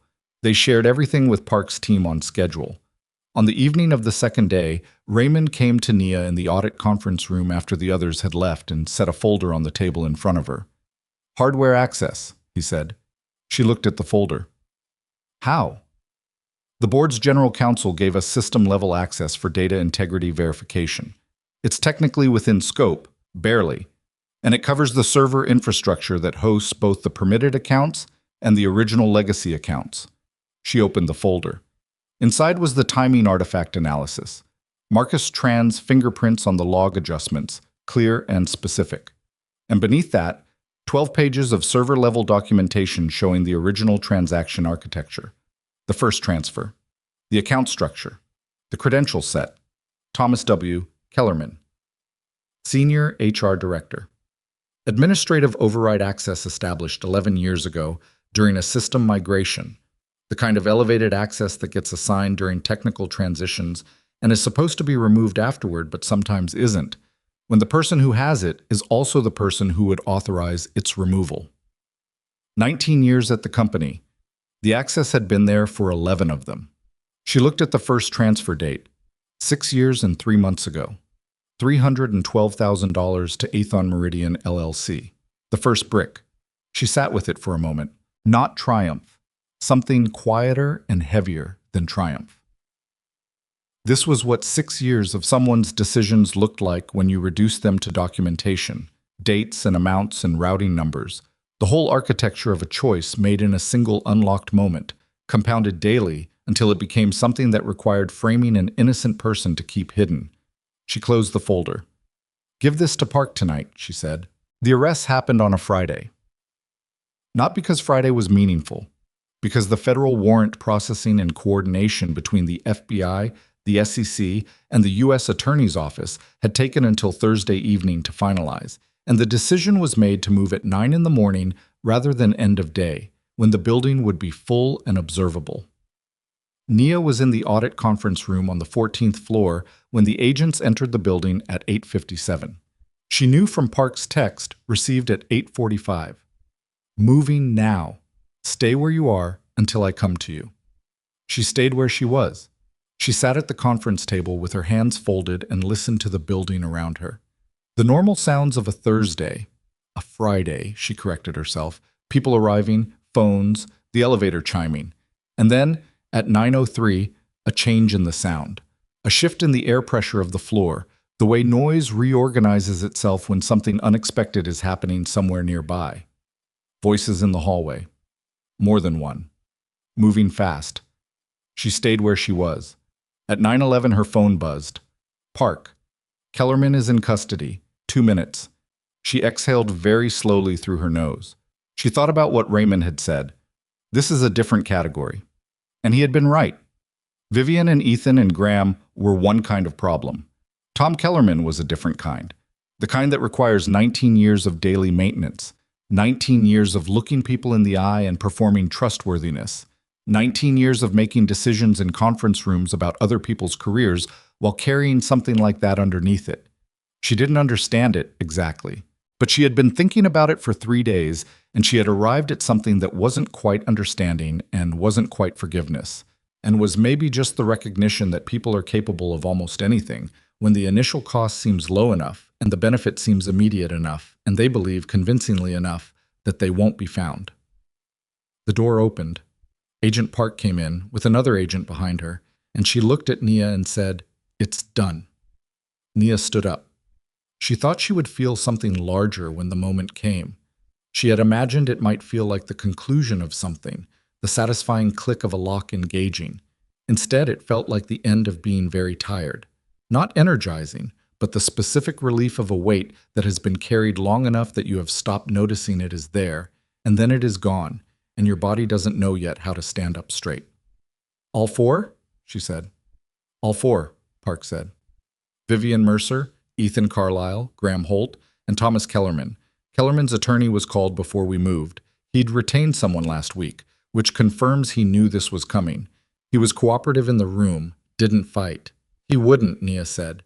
He's been managing optics for 19 years. Park looked at her with the expression of someone who has been in this work long enough to recognize a particular kind of clarity in another person. "How are you?" Nia considered the question in good faith, which she didn't always do. "I'm okay," she said. "I think I'm actually okay. There'll be depositions. The U.S. Attorney's Office will want your full cooperation through the prosecution. They'll have it. Your forensic documentation is going to be the spine of this case. What you reconstructed from memory, the initial audit, the account structure, the Ethon transfers, that is the foundation everything else is built on." Park paused. "You should know that." "I know," Nia said. "I mean, you should let yourself know that," Park said. "There's a difference." Nia looked at her. "There is," she said.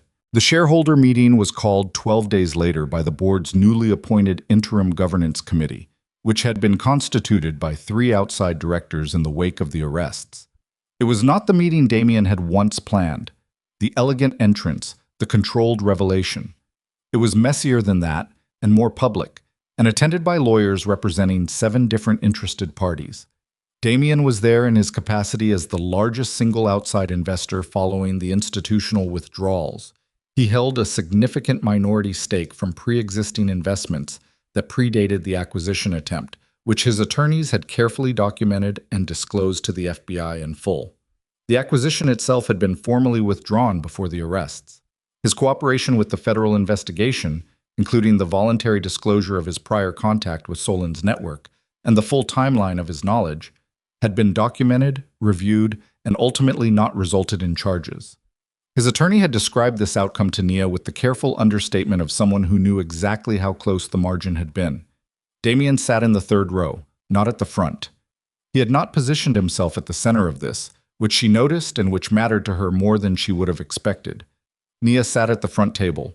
She had dressed carefully, not expensively. She wasn't performing wealth, which was Vivian's language, and she had no interest in speaking it.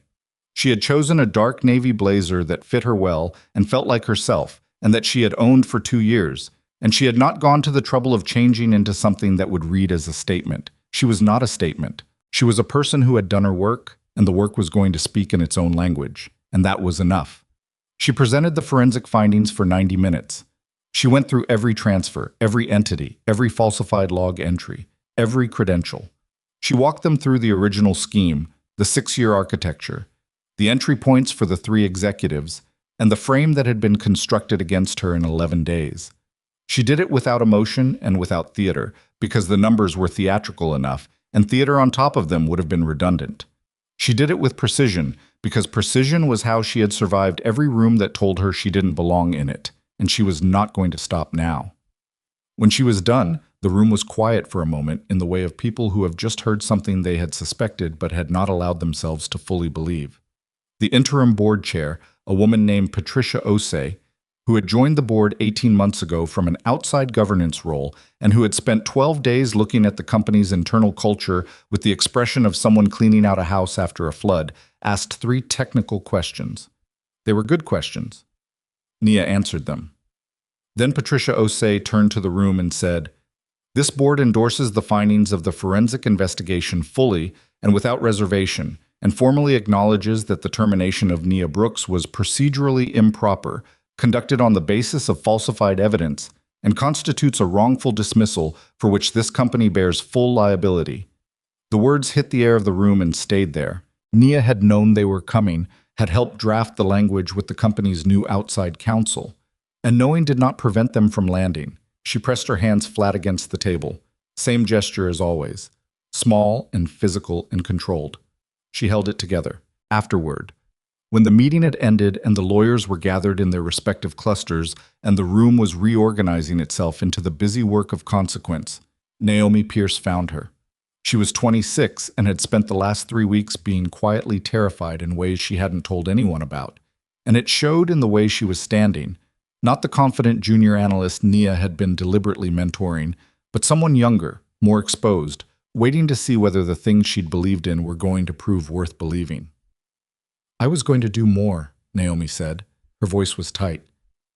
"When they fired you, I had some of the files you'd been working from. You'd shared a couple of the reference documents with me the week before, and I thought about whether I should—" She stopped. "I didn't do enough." Nia looked at her. "You said the thing you said in that hallway. That wasn't enough." It was the only true thing anyone said to me that day," Nia said. "Do you understand how far that goes?" She paused. "You said it when it cost you something to say it. That's not nothing. That's actually very rare." Naomi looked at her for a moment. Her jaw was working. "What happens now?" she said. "There'll be an independent review of internal culture and compensation practices. The new governance committee has already ordered it. Anyone who's been overlooked, passed over without documentation, quietly managed out." Nia held her gaze. "That review is going to need people who know this organization from the inside. People who can speak to what the culture actually was versus what it was supposed to be." Naomi understood what she was saying. "You want me to be part of that?" "I want you to lead the analytics side of it," Nia said. "You know the data, you know the people, and you've already demonstrated the one quality that matters most in this kind of work." "Which is?" "You said the true thing when it was inconvenient to say it." Nia picked up her bag. "That's the whole job." The new director of analytics position was announced 3 weeks later as part of the broader restructuring under the interim governance committee. Naomi Pierce was 26. She cried when she was told, alone in the bathroom on the 14th floor, and then came back out with her face composed because she had learned that from someone. The HR director role was not immediately filled.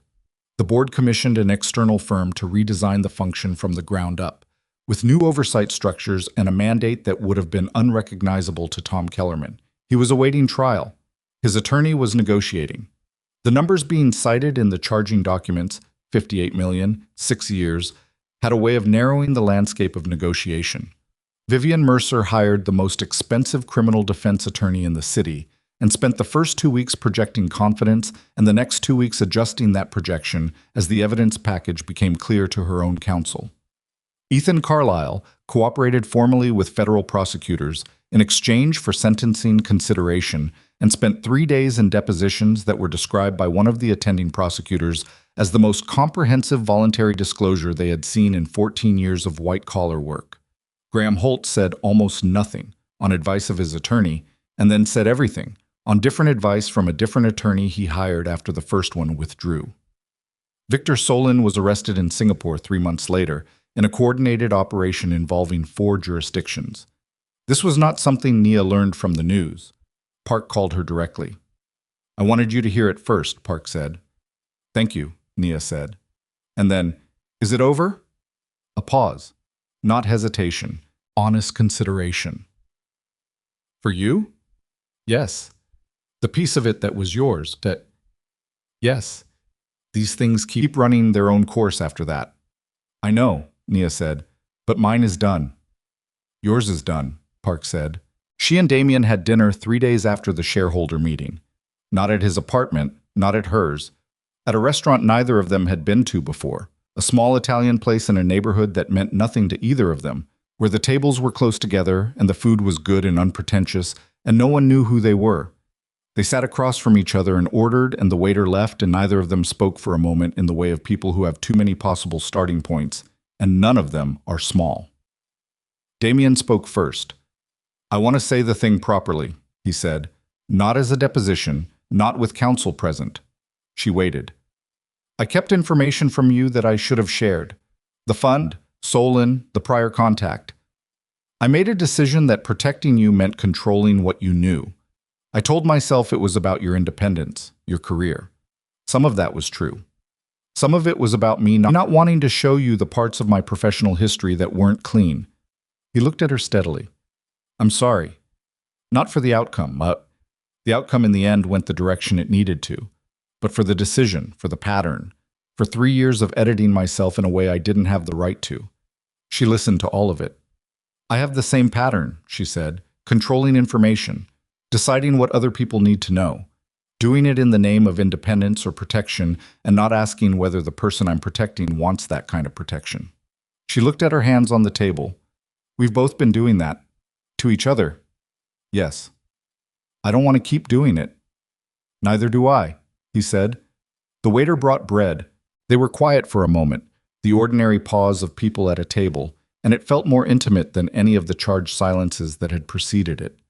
"The acquisition is gone," he said. It was not a complaint, just a statement of something that was true. "I know. Whatever I was building around that, the moment, the reveal, the plan," he shook his head slightly.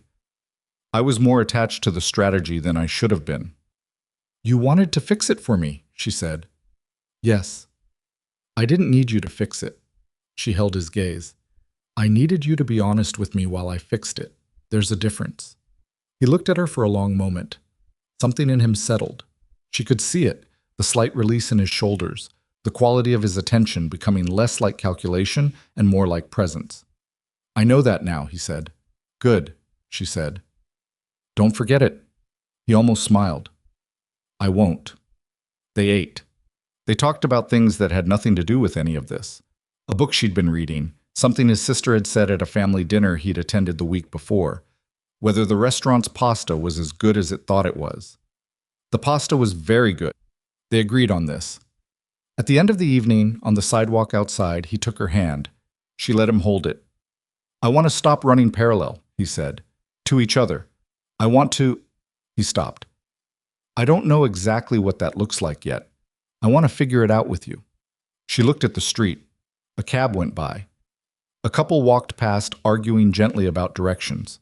The city doing what it always did, which was continue. "Me too," she said. It was not a grand resolution.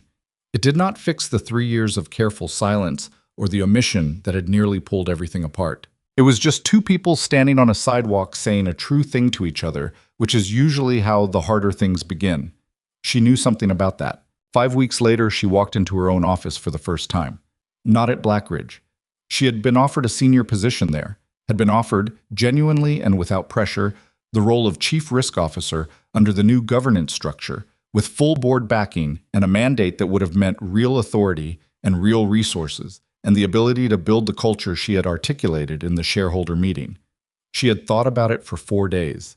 Then she had declined. Not because she was angry at the company. The company had changed, imperfectly, partially, in the slow way that institutions change when they are forced to rather than inspired to. But it had changed. She believed that. She had declined because she wanted to build something of her own, because she had spent 3 years doing work that other people signed their names to, and she wanted her name on the door of something. Because Raymond Choi had over dinner, approximately 2 weeks after the shareholder meeting, mentioned that he had been intending to expand his firm's financial forensics practice for 2 years and had been unable to find a partner with the right combination of technical depth and investigative instinct. And she had looked at him across the table and said, "Tell me more." The office was not large. It was on the 9th floor of a building that also housed a marketing agency and a small publishing operation, which she did not find as deliberately anonymous as she would have a year ago. The walls were white and not yet decorated. The desk was good. She had spent longer than was probably necessary selecting it, because she was going to spend a lot of hours at it, and the desk mattered. The window faced east. Raymond was in the next office. They had spent a week arguing about the name on the door and had settled on something she could live with. She sat down at the desk. She opened her laptop. She had 3 new client inquiries, 2 referrals from contacts she had worked with before, and 1 email from Naomi Pierce that said only, "You did it. Now don't work too hard. I know you will. I'm saying it anyway." She read the email twice. She sat for a moment. Then she opened the first client file. The numbers came to her the way they always had. Not as symbols, but as a kind of language. One she had been fluent in before she could articulate that fluency. One that had cost her and carried her in equal measure, and that she could not imagine not having. She read through the file, and the thing that had always happened started happening. The low-level alertness, the pattern recognition, the sense of the data settling into something coherent. She was good at this. She had always been good at this. The marble steps and the cardboard box and the laughter behind the glass door, those things had happened to her, and they had been real, and they had cost her something she was still in the process of counting.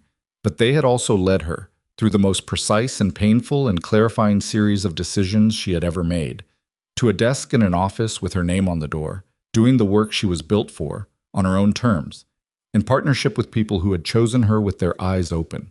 She had not needed anyone's approval to get here. She had needed, in the end, only one thing: the truth and the stubbornness to stay with it until it surfaced. She turned the page and kept reading. Outside, the city ran on without pause, enormous and indifferent and full of people making decisions they would spend years living inside of. And Nia Brooks sat at her desk in the morning light and did what she had always done. She paid attention, precisely and without flinching, to what was actually there. That was enough. That had always been enough.